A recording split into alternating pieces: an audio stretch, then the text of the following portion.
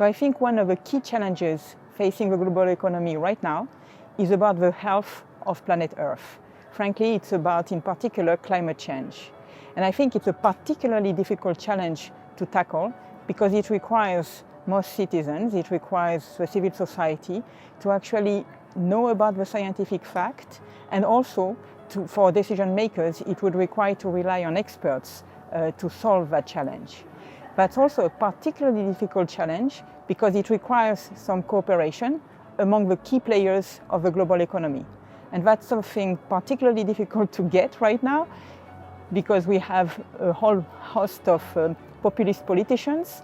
And when we think about the long-term health of our planet, there's likely to be a lot of short-term cost, but a lot of long-term gain, in particular survival.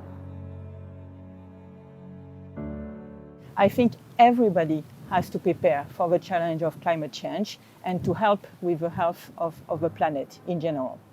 But in terms of the business and finance community, I think what the finance community can do, in particular long-term asset managers, is that they should be thinking very seriously about investing in decarbonized indices. In terms of a business, and in particular large companies, I think they really have to think hard about their carbon footprint, and I think they should push for regulatory norms in accounting that would be more green accounting, that would account for the carbon footprint of themselves, of their suppliers. And it should not be window dressing. They should be thinking very hard about that. I think that the governments should right now invest a lot in fundamental research, in technological progress, aiming really at improving the health of the planet. We are in an environment with very low real rate. Some governments are paid to borrow. It's the right time to invest in research and in infrastructure for energy transition, for transportation.